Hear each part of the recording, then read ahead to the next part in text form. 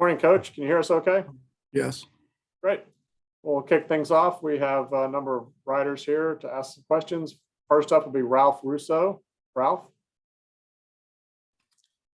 Hey, Todd. I wanted to tap into a little of your past experience in college and the NFL. When you joined Georgia, is part of the allure being able to work with so many guys who are sort of potential to be future NFL players? I mean, you've worked at many different levels. I'm wondering if being drawn back to Georgia, part of that was, hey, this is where all the best and future NFL players go. Well, I think you hit it on the head. I think you want to be at a place where you have no barriers to success. And that starts with being able to get great football players, working with a great staff, an elite academic institution, and being right down the road from Atlanta. So when you're recruiting, players and their families, we check all the boxes. So you want to be a place where you check all the boxes. And that was University of Georgia. Next will be Steve Croner. Steve?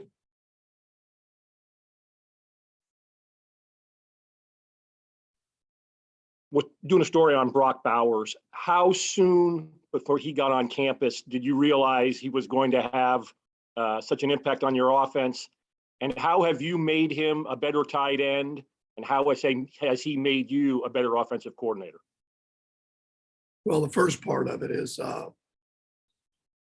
first of all, we saw his work ethic. I spoke about that, a week ago about how he's wired. So we don't have to touch on that anymore. He's wired the right way. He works awfully hard at his craft. He only knows one speed. So right away, we know he'd be able to contribute. Did we know it'd be to this extent? Of course not. So, but once we saw him work, his skill set, we knew that, we had a chance to have somebody that we could rely on. And as he's continued to develop, Coach Hartley deserves a lot of credit, one, for recruiting him, two, for developing him. We've just tried to continually move him around, put him in a position to make plays. He's embraced that. He works awfully hard. He's had a lot more to do with what we do, in terms of how he works and how he prepares than I've had to do with his progression. I mean, that's just because the way he's wired. Next will be Seth Emerson. Seth? Todd, as great as Stetson was the other night, as really good as he's been, there's obviously 2 games against Alabama that are kind of blot on his resume. Do you see anything kind of common in those games that is instructive about this one, or did you see those 2 games as just kind of separate from the rest of what Stetson does? Well, I mean, I don't see it as that those 2 games are going to predict the future. I don't see it that way. I see it as, he's played, I don't know how many games as starting quarterback, and like any player, they've had their moments where they haven't played up to what they believe their standard to be, or we believe that standard to be. It just so happens to have come in the second half against the team we're about to play. But, we just need to understand that the first 2 halves of each of those games was outstanding. And I've said that before, he has everything we need to be successful offensively. And our issues with turnovers aren't his issue in particular. That's everybody in this country. If you turn the ball over, you're not going to win, no matter how you do it. The first turnover a year ago was a batted ball that was out of his control. The second interception was a tip pass on an in cut that went directly to him. Now the third one was a poor decision. So the bottom line is I can do it better as a coordinator to put him in better position to be successful. He understands that. Our team understands that. So, I expect him to play well, just like I did last week. Next will be Chip Towers. Chip? Yeah, kind of in that vein, Coach, you have an extensive NFL background, playing another team in close proximity just a few weeks later. Tell me a little bit about the decisions on what to change, what to do different, what to keep the same, and maybe have the same things seem different and that kind of stuff. Seems pretty complicated.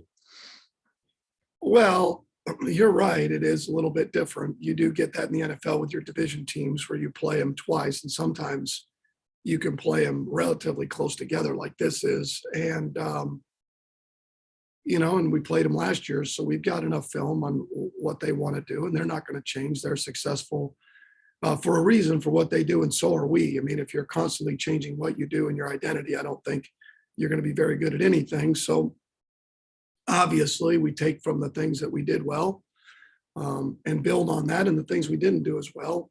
And obviously there's calls that we had that in both games, or other opportunities that we didn't get called. So we're looking forward to the opportunity and the shot at it. And they're going to get our best. I can promise you that. Next we Anthony Dasher. Anthony.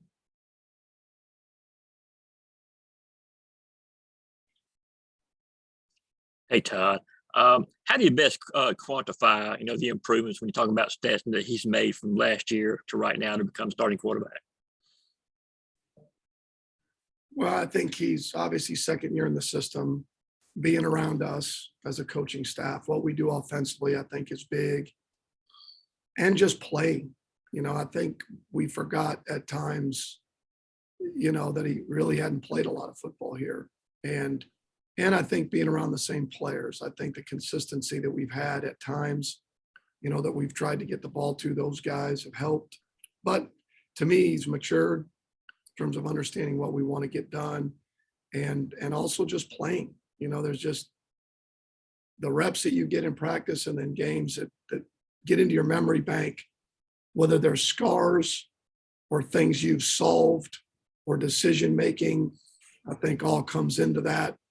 And the longer you play, a guy like Aaron Rodgers or Tom Brady or those guys, or Ryan Fitzpatrick, I mean, some of the things they do now, they didn't do early on in their career. That develops over time, and they continue to improve their game and their understanding of what we want done. All right. Next will be Dennis Dodd. Dennis. Got it this time. Todd, you were pretty emphatic of your support for Stetson last week when talking about JT. Stetson's got 10 touchdowns in the last 3 games. I just wonder if there was a point where, I don't know what the word is, that you trusted him more to go downfield, to do more things, or is that overestimating it? Oh, I don't know. I mean, I think the hardest part is the way our season has gone. Our season, we've had a tremendous season. And for a number of those games, we put ourselves in position to where we didn't need the quarterback to make plays in the second half of games. Some people could look at that and say, well, why didn't you take the opportunity to continue to get more reps or get other quarterbacks opportunities? Not in my mind. My mind was to win that one game in particular and get off the field without, injuries. And so that's probably the hardest part when you try to look at, throwing the ball down the field in terms of the opportunity. Our defense played so well. And so I think that's probably a little unfair that we didn't trust him to throw it down the field. It was just a matter of opportunities, I think, is more than anything, because the way the games went. Next we'll hear from Mark Schleybaugh. Mark.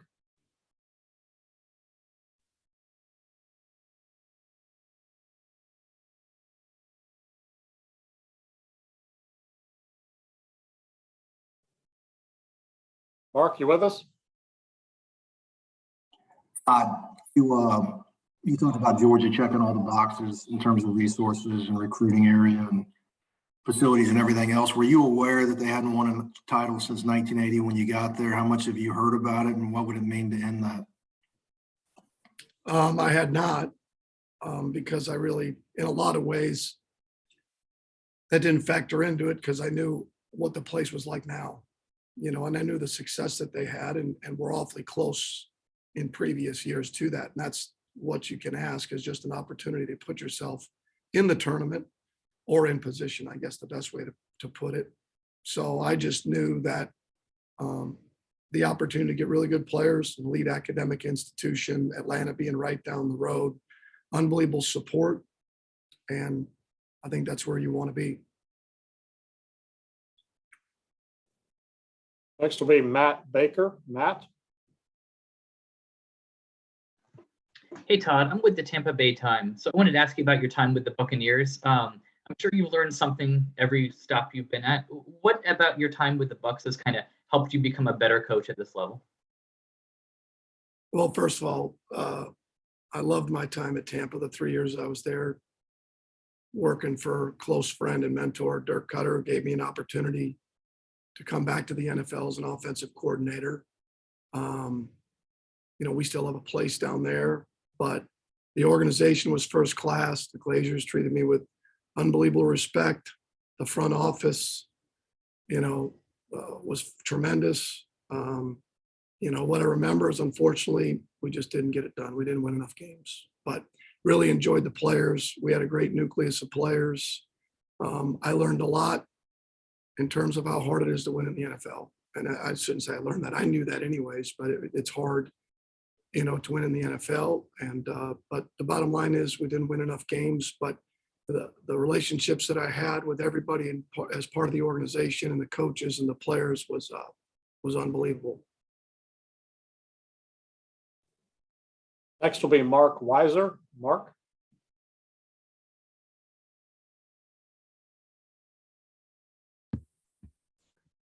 Hey, Todd, being a guy that grew up in the Midwest, what will it be like to coach this game in Indianapolis? And we have family coming from that part of the country, and being a play caller in the national championship game, does that excite you as a guy that's been doing this for a long time?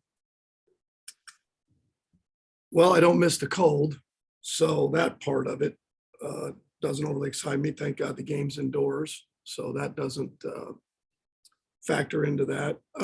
Sure, it's always nice to be close enough where family can come to the game and see us play, and but we obviously don't control that. But I'm excited for the game. I'm excited for our players. This is about our players and the opportunity that they have in front of them that they've earned. I mean, they've earned this by the hard work they put in starting at the end of last year. This is a year-long process that our guys have been through to get to this point and to have this opportunity. And it's everything that we do it for. Everybody has this initial goal going into it. And our guys have worked incredibly hard to get to this point and have trusted in the message that we've sent. And they've carried that out for the most part throughout the year. So I'm excited to see them play this doesn't come around very often, this opportunity to win a championship. So I think our guys are excited. We've started off the week the right way, and we'll see. Next will be Mike Rodak. Mike? Just on Brock Bowers, how do you approach, Alabama playing the second time now and trying to stay a step ahead of them, presumably with them trying to stop him after the impact he had in the first game? Oh, I don't know. I mean, we'd be guessing. We'd be guessing at certain things they would do to stop a particular player. We've got film from the last few years of them playing some really, really good players. You go back to, playing LSU a couple of years ago with the receivers they had in Joe Burrow, and they did a couple of things to try and change that up a little bit. But the reality is they're good because they do what they do. Sure, do they understand an opponent's really, really good players and what you want to do schematically? Of course. But they knew that going into last game. Obviously, he had a number of catches, but they knew that going into last game. So we don't anticipate a heck of a lot different, just maybe in terms of, where he's located or, different calls based on formation sets and what we do to get him the ball. But outside of that, to think that they're going to line up two guys over him and double team him it would be a stretch. Next will be Mike Griffith. Mike? Hey, Coach. Obviously, we see you operating at the 10,000-foot view from the press box, but on the sidelines, we see JT engaging Stetson, and we hear Kirby talking about the quarterback room. I think you've mentioned it. How important is that, and as far as the in-game adjustments for those quarterbacks to communicate? Well, I think any communication can be a positive or a negative, depending on how it's presented and what you're telling a player. It can be a positive or negative for me. It can be a positive or negative from any interaction you give the quarterback, from a confidence standpoint, from an awareness standpoint, from what you're expecting to see or what you've seen. So all of that's a plus. I think JT is going to do a great job in a very tough situation of embracing that part of it and doing everything he can to help Stetson and us in game prep and being ready should the opportunity arise. And Stetson has done the same even when he wasn't playing. So I do think that, those guys staying involved in the game and the information that we give them is critically important throughout a game. All right, our next question is from Zach Klein. Zach? In your years of major college football and the NFL, where would you rank Will Anderson's ability to wreak havoc on opposing offenses and cause problems in preparation? Well, you certainly want to know where he is. And it's not just from a pass rush standpoint. He does a really good job of, if you get into the zone read game where he tries to hit you at the junction point, and try to disrupt from the open side. So, and he plays with relentless effort. I think he has a tremendous skill set. They do a good job of moving him around, and, he plays with relentless effort. Those are all, good signs of a player that you've always got to be aware of where he's at and the matchups that you have. And like any team, they're no different, just like with him, just like last week, you got to be careful of getting yourself into a drop back passing game all the time and putting yourself at risk. All right, Coach, thank you very much for your time today. We look forward to seeing you in Indianapolis. Thank you. Joining us next